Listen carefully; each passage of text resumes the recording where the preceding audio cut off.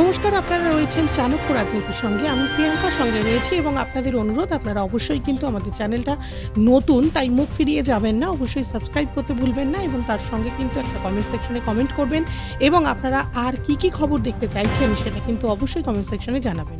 খবরটা শেয়ার করবেন যদি ভালো লাগে এবং লাইক করতে ভুলবেন না, আগেই বলেছি। সঙ্গে থাকবেন আমাদের চাণক্য রাজনীতির। আর একটা রিকোয়েস্ট করবো, সেটা হলো আমাদের আরও একটি চ্যানেল রয়েছে, হাই কলকাতা 24x7, যেটা কিন্তু সম্পূর্ণ একটা পডকাস্টিং চ্যানেল এবং সেখানে আপনারা আপনাদের পছন্দ মতো বিভিন্ন মানুষের জীবন সম্পর্কে অনেক কিছু জানতে পারবেন আমাদের ওই চ্যানেলে। সুতরাং যদি মনে হয় একবার ঘুরে আসতে পারেন আমাদের হাই কলকাতা 24x7 চ্যানেলে। চলুন আমরা আজকের এই মুহূর্তের যে মূলত যেহেতু লোকসভা ভোট বা লোকসভা নির্বাচন ক্রমশই এগিয়ে আসছে, তার উপর নির্ভর করে আজকের একটি টাটকা খবর আপনাদের শোনাই।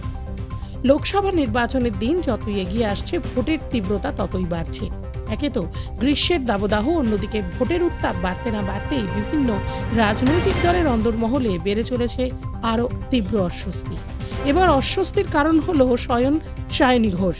শোনা যাচ্ছে যাদবপুর লোকসভা প্রার্থী তথা মমতা বন্দ্যোপাধ্যায়ের অত্যন্ত স্নেহধন্যা প্রার্থী সায়নী ঘোষ নাকি যোগ দিতে পারেন বিজেপিতে। চমকে গেলেন? আসলে কথাটা কারা বলছেন শুনবেন। বলছেন যাদবপুর কেন্দ্রের সিপিএম প্রার্থী সৃজন ভট্টাচার্য। নির্বাচনে বেরিয়ে এদিন প্রার্থী সায়নী ঘোষকে নিয়ে এই মন্তব্য ছুড়ে দিলেন তিনি দাবি করে বলেন, আর কিছুদিনের অপেক্ষা, বিজেপিতে যোগদান করবেন তৃণমূল প্রার্থী সায়নী ঘোষ।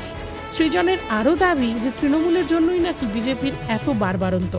এমনটাই বললেন শনিবার সকালে প্রচারের ফাঁকে বাম প্রার্থী সৃজন ভট্টাচার্য। ভোটের মুখে আবারও ঝটকা। এবার তৃণমূল ছেড়ে বিজেপিতে যোগ দিতে পারেন সায়নী ঘোষ। তোলপাড় রাজনৈতিক মহল। আমরা শুনতে পাই যে 19শে এপ্রিল রাজ্যে মূলত প্রথম দফার ভোট গ্রহণ। এবার একাধিক নতুন মুখকে টিকিট দিয়েছে তৃণমূল কংগ্রেস। দেবাংশু ভট্টাচার্য থেকে শুরু করে সায়নী ঘোষ একাধিক তরুণ নেতা নেত্রীর ওপর আস্থা রেখেছে রাজ্যের শাসক দল। তবে এবার বিরাট দাবি সামনে এলো যে কোনো দিন নাকি বিজেপিতে যোগ দিতে পারেন যাদবপুরের জোড়াফুল প্রার্থী সায়নী। আসলে লোকসভা ভোটে যাদবপুরের মতো হাই ভোল্টেজ কেন্দ্র থেকে সায়নীকে দাঁড় করিয়ে দিয়েছেন টিএমসি। রোদ বৃষ্টি মাথায় নিয়ে প্রচার করছেন তিনি তো রয়েছেন, তার সঙ্গে রয়েছেন বিভিন্ন দলের প্রার্থীরাও। তবে এবার শোনা গেল তার দল বদলের দাবিতে নাকি শোরগোল পড়ে গেছে। নির্বাচন শুরুর দিন কয়েক আগে এহেন খবর সামনে আসায় স্বাভাবিকভাবেই চর্চা শুরু হয়ে গিয়েছে বিভিন্ন রাজনৈতিক মহলে। শুক্রবার সোনারপুর প্রচারে গিয়েছিলেন সায়নী। সেদিন সিপিএমকে কড়া আক্রমণ করেছিলেন তৃণমূল প্রার্থী। এবার তার পাল্টা দিয়েছে বাম প্রার্থী সৃজন ভট্টাচার্য। শনিবার সকালে রাজপুর সেখান থেকে যাদবপুরের জোড়াফুল প্রার্থীকে আক্রমণ করেন। দাবি করেন যে কোনো দিন বিজেপিতে যোগ দিতে পারেন নাকি সায়নী।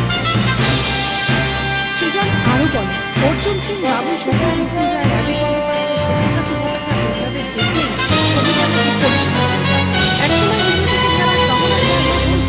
এখনো তৃণমূলে হমতুম বলেন।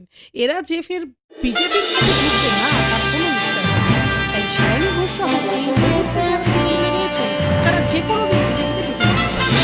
সেই কারণে আমরা বলছি, ফুল বদলে লাভ নেই, আমরা ফল বদলাবো। বিজেপিরও যে কেউ যে কোনো তৃণমূলে চলে আসতে পারে। এখানেই শুধু থেমে থাকবেন না তিনি। এই না তিনি বিজেপির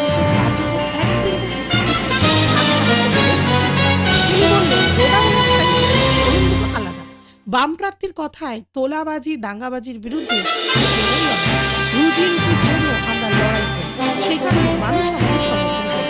এখন প্রশ্ন হলো যে এই যে লোকসভা নির্বাচন যতই এগিয়ে আসছে আর এই যে অস্বস্তিমূলক কথাবার্তা, এটা রাজনৈতিক মহলে এখন বক্তব্য হলো সায়নী ঘোষ হয়তো নিজেই জানেন না যে তিনি হয়তো তৃণমূল খবরের মতো করেই এই যে আমাদের নিউজটি আজকে তাকে দেখবেন এবং অবশ্যই কমেন্ট রেখে যাবেন যে আদৌ কথাটা কতটা সত্যি আপনাদের মনে হয়, কিংবা এই যে একদম প্রবণতা, এই প্রবণতাকে আপনারা কতটা সমর্থন করেন, সেই সমর্থনের উদ্দেশ্য বা সেই সমর্থনের বিপক্ষে কিছু কমেন্ট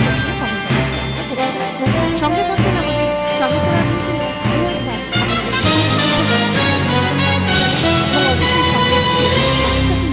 এবং শেয়ার চাই। সঙ্গে থাকুন আমাদের।